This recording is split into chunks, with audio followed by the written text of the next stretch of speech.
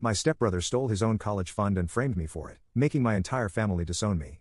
4 years later, he begged me to save his daughter's life, so I made him confess the truth in front of everyone. 4 years ago, I, 26M, was accused of stealing my stepbrother's college fund. My family sided with him and kicked me out. Now he needs my help for his kid's medical treatment. I never had a good relationship with my stepbrother Ryan, 24M. Everything changed in my life after my dad passed away in a car accident when I was 10. It was just me and my mom for 2 years, and we were really close. She was my best friend, my support system, my everything. Then she met John at some work conference when I was 12, and within 6 months, they got married. I was okay with it because John seemed nice at first, and my mom was happy again after a long time. But then Ryan came to live with us. He was John's son from his previous marriage and had been living with his mom until she got remarried and moved to a different state. Ryan was 10 at the time, and from day one, he made it clear that he didn't like me or my mom. He'd give us these cold looks when John wasn't around and act like the perfect son when John was present. At first, it was just small things. He'd mess up the house and blame it on me. He'd eat all the snacks I'd saved for later and tell John the first was lying when I confronted him. Once he broke an expensive vase while running around the house and told John the first pushed him. Another time, he broke a window while playing baseball and somehow convinced John that I was the one who threw the ball. But what really bothered me was how he'd try to manipulate my mom. He'd tell her I was mean to him when she wasn't around, that I'd threaten him and bully him. He'd even cry sometimes, putting on this whole act about how scared he was of me. None of that was true. I mostly tried to avoid him because I knew he was trouble. My mom usually didn't believe his stories because she knew what kind of kid I was. I'd always been quiet, kept to myself, got good grades, never caused any trouble. But John always sided with Ryan, no matter what. This created a lot of tension between my mom and John. They'd have these long arguments late at night when they thought I couldn't hear. John would accuse my mom of being biased against Ryan, and my mom would defend me, saying Ryan was making things up. But over time, I could see my mom getting worn down by all the fighting. She started second-guessing herself, questioning whether she was being fair to Ryan. Things got worse when we were teenagers. Ryan started hanging out with this group of kids who were known troublemakers. He'd skip school, come home drunk, throw parties when our parents were away. But somehow, he always managed to twist the story and make it seem like I was the bad influence. If he got caught drinking, he'd say I was the one who bought the alcohol. If he skipped school, he'd claim I pressured him into it. John would ground both of us even though I had nothing to do with Ryan's behavior. I'd try to explain, show them my perfect attendance record, my good grades, but John would say I was just better at not getting caught. My mom tried to defend me at first, but John would get angry and say she was letting me get away with everything because I was her biological son. By the time I was in high school, I'd learned to just keep my head down and stay out of Ryan's way. I focused on my studies, got a part-time job at a local bookstore, and spent most of my time either at work or at my best friend Mark's house. Mark was the only one who knew what was really going on. He'd seen how Ryan acted when adults weren't around, heard the things he'd say to me. Ryan's behavior got even worse after he failed to get into any good colleges. He was smart enough, but he'd spent so much time partying that his grades were terrible. Meanwhile, I got accepted into a good state university with a partial scholarship. I could see how much this bothered him, how he'd glare at me whenever college was mentioned. The real trouble started 4 years ago. Ryan had a college fund worth about $80,000 that his grandparents had set up for him when he was born. After taking a gap year and claiming he'd changed, he was supposed to start community college that fall and then transfer to a better school if his grades were good. His grandparents had agreed to let him use the fund for this. One day, John was checking the account to start arranging the tuition payments and discovered that all the money was gone. There had been several large transfers over the past few months, emptying the account completely. Ryan immediately accused me of stealing it. He claimed he'd seen me sneaking around John's office where he kept important documents. He said I must have found the account details and transferred the money to myself because I was jealous that he had a college fund and I didn't. I was shocked. I had no idea about any of this. I told them to check the bank records, talk to the bank, file a police report, anything to prove my innocence. I even offered to show them my bank statements. But Ryan had thought it through. He'd already set up fake evidence. He'd created a fake email trail showing I'd been asking about ways to transfer large sums of money. He'd even planted a USB drive in my room with screenshots of the bank account and documents showing how to access it. The worst part was that my mom believed him this time. I think it was because the evidence seemed so convincing and because she was tired of always having to defend me against John. When she looked at me that day, it was like she was seeing a stranger. She told me she was disappointed in me and that she couldn't believe I'd do something like this. That hurt more than anything else. My own mother, who'd raised me alone for 2 years, who knew me better than anyone, choosing to believe Ryan's lies. John was furious. He said he'd always known I was trouble, that I'd been jealous of Ryan from the start. He kicked me out that same day, telling me I had an hour to pack my things and leave. I tried to explain, to defend myself, but no one would listen. My mom just stood there crying while John yelled at me to get out of his house. I was 22, had just finished college, and was suddenly homeless. I had some savings from my part-time jobs, but it wasn't much. Thank God for Mark, he let me crash on his couch while I looked for work. It took me 3 months to find a decent job in IT and another 2 months to save enough for a small apartment. Those first few months were the hardest of my life. I lost my entire family in one day. My mom wouldn't take my calls. John had blocked my number. Even my aunts and uncles believed I was a thief. Ryan had made sure to tell everyone his version of the story. The only people who stood by me were Mark and his family. They knew what kind of person I was and never doubted me for a second. But I didn't let it break me. I worked hard, stayed late at the office, took every training opportunity I could find. Got promotions, switched to a better company, and now I'm doing pretty well for myself. I'm a project manager at a tech firm, have my own house, and live a comfortable life. I went completely no contact with my family. Changed my number, moved to a different city, blocked them on social media. The only person who knew how to reach me was Mark. Update 1, 2 weeks later. It has been a long 4 years and I am writing this update because something interesting happened. After 4 years of no contact, Ryan suddenly reached out to me through Mark last week. It came as a complete shock because I'd worked so hard to disappear from my family's radar. I'd changed my number, moved cities, blocked everyone on social media. The only person who knew how to reach me was Mark. At first, Mark didn't tell me about Ryan's attempts to contact me. Apparently, Ryan had been desperately trying to track me down for weeks. He'd gone to my old workplace, asked around in my old neighborhood, and even tried reaching out to my college friends on social media. Mark kept shutting him down. He knew how hard I'd worked to build a new life away from my family. But then Ryan told Mark why he needed to talk to me so urgently, and Mark decided I should know.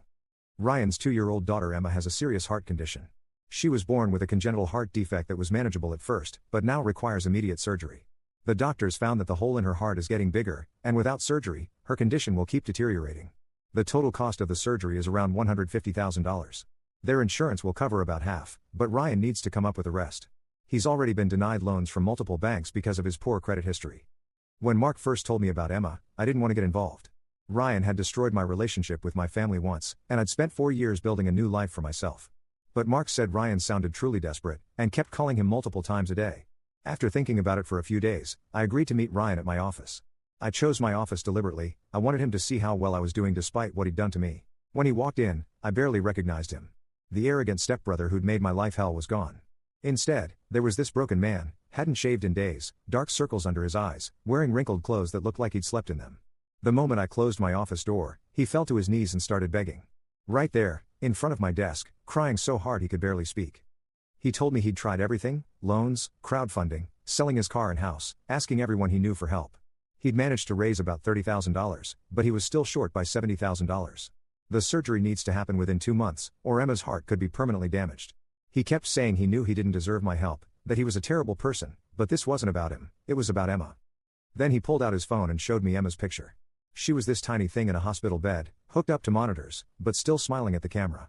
He told me about her condition, how she gets tired just from walking across a room, how she can't play with other kids because she gets out of breath so easily. I sat there for a long time, just looking at him. This person who'd lied about me for years, who'd turned my family against me, who'd cost me my relationship with my mom, now sitting in my office, begging for help. I thought about all the nights I'd spent on Mark's couch, applying for jobs during the day and crying myself to sleep at night. I thought about my mom's face when she told me she was disappointed in me. I thought about all the family events I'd missed, all the holidays I'd spent alone these past 4 years. But then I looked at Emma's picture again. She's innocent in all this. She doesn't deserve to suffer because her father is a terrible person. After what felt like hours but was probably just minutes, I made my decision. I told Ryan I'd help, but on one condition: he had to tell the entire family the truth about the college fund. He had to admit that he was the one who took the money and framed me. The color drained from his face when I said this. He started stammering, trying to find a way around it. He offered to pay me back eventually, said he'd sign a contract, asked if there was anything else I wanted instead. But I stood firm. I told him that if he wanted my help, he had to come clean to everyone: Mom, John, his grandparents, our aunts and uncles, everyone who'd believed his lies about me 4 years ago. He had to tell them exactly what he did with the money, how he'd framed me, and why he did it. Only after he'd done that would I transfer the money for Emma's surgery. He sat there for a long time, staring at the floor. I could see him struggling with the decision. Finally, he looked up and agreed. He said he'd tell everyone the truth if I helped Emma. I made it clear that I'd transfer the money directly to the hospital, not to him, and only after he'd confessed to everyone. He asked for a few days to gather the family. Before he left, he tried to apologize again. Said he thinks about what he did to me every day, that seeing me successful now makes him realize how much he'd messed up. I didn't respond to that. I just told him to let me know when he'd arranged the family meeting. After he left, I called Mark. He thinks I'm being too nice, that Ryan doesn't deserve my help after everything he put me through these past 4 years. He reminded me of all the times Ryan had lied about me, all the ways he'd tried to ruin my life even before the college fund incident. Maybe Mark is right. Maybe I am being too forgiving. But this isn't about forgiving Ryan. This is about helping an innocent child who just happened to be born to a terrible father. And if I'm honest, it's also about finally getting the truth out. I want my mom to know what kind of person she chose to believe over her own son. I want John to know how his perfect son lied to him. I want everyone who called me a thief to know the truth. Ryan texted later to say he'd arranged the family meeting for next weekend. Now I just have to prepare myself to face my family again after 4 years. I'm not looking forward to it, but at least this time, I'll be the one in control. Update 2, 1 week later. The family meeting happened yesterday at my mom and John's house. I almost didn't go, sitting in my car outside their house, all the old memories came flooding back. The last time I'd been there was the day John kicked me out. Mark came with me for support, and I'm glad he did because I couldn't have handled it alone. Walking into that house after 4 years felt surreal. Everything looked exactly the same furniture, same family photos on the walls, though I noticed all the ones with me in them were gone. Everyone was already there in the living room, my mom, John, Ryan, my aunts and uncles, even Ryan's grandparents who had set up the college fund. My mom started crying the moment she saw me. She tried to hug me but I stepped back. John looked older, more gray in his hair. He tried to say something too, but I cut him off. I told him I was only there for one reason, to hear Ryan tell the truth. Ryan looked like he was going to be sick. He was sweating and shaking. Twice he looked at me like he was hoping I'd change my mind, but I just stared back. Finally, he started talking. He told them everything. How he'd spent the college fund during his gap year on parties, drugs, and his girlfriend at the time. He'd gotten access to the account by stealing John's documents when everyone was asleep. When his dad discovered the money was gone, he panicked and decided to blame me. He explained in detail how he'd created the fake emails, how he'd planted the USB drive in my room, how he'd chosen me because everyone already thought I was a troublemaker thanks to his years of lies. Then came the part that really shocked everyone.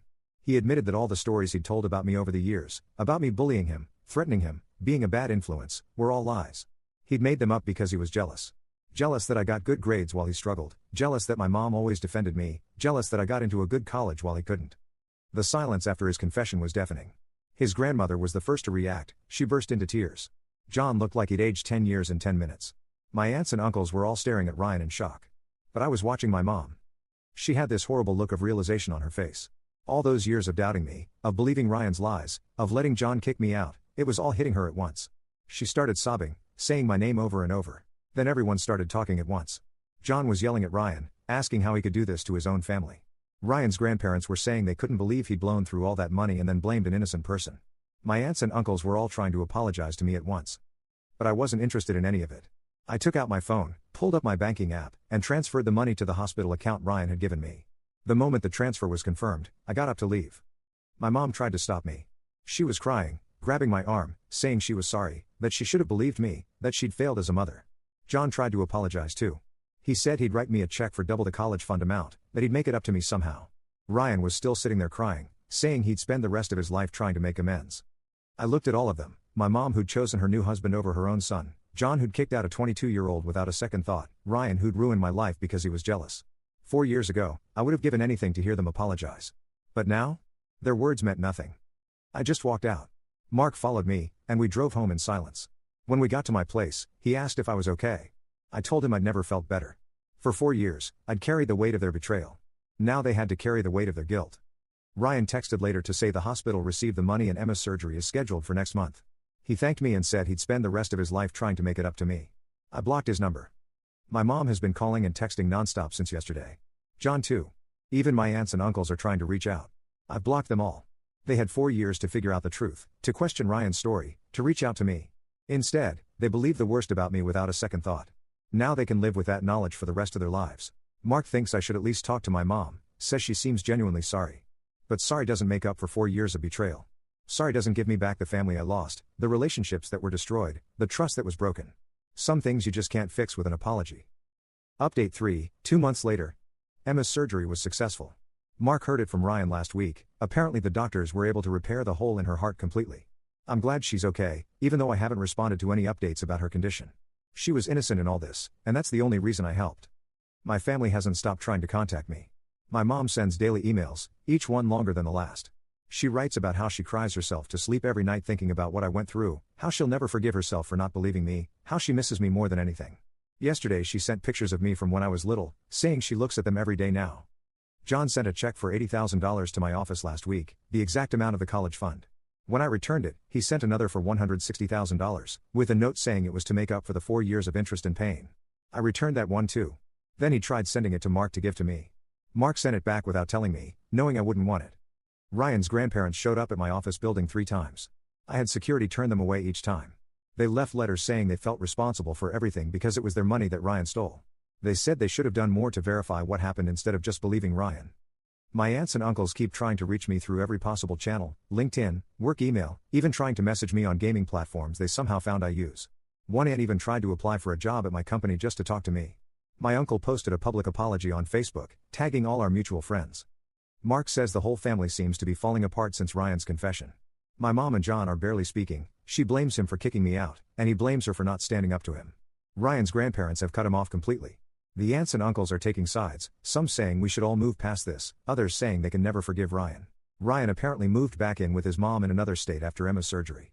Mark heard he lost his job because he kept breaking down at work, talking about how he ruined his stepbrother's life. His ex-wife won't let him see Emma except under supervision because of his unstable behavior. Part of me feels bad for him, but then I remember those 4 years I spent rebuilding my life from nothing. Mark thinks I should at least talk to my mom, says she seems genuinely broken. He showed me a video she sent him. She was crying, saying she'd give anything for just 5 minutes with me. But every time I think about maybe calling her, I remember how she looked at me that day 4 years ago. How she stood there while John kicked me out. How she changed her number when I tried to call her in those first few months. I got another promotion at work last week. I'm now heading an entire department. 4 years ago, when I was sleeping on Mark's couch, I never imagined I'd make it this far. I did this all on my own, without any help from family. I'm looking at houses in Seattle now. My company is opening a new office there, and they want me to head it. It would mean moving even further away from my family, which honestly sounds perfect. Maybe someday I'll feel differently about all this. Maybe someday I'll want to have a relationship with my mom again, or listen to John's apologies, or hear about Emma from Ryan himself instead of through Mark. But right now, I'm happy with my life exactly as it is, peaceful, successful, and family-free. After all, they say the best revenge is living well. I'm just glad I finally got to show them exactly how well I can live without them.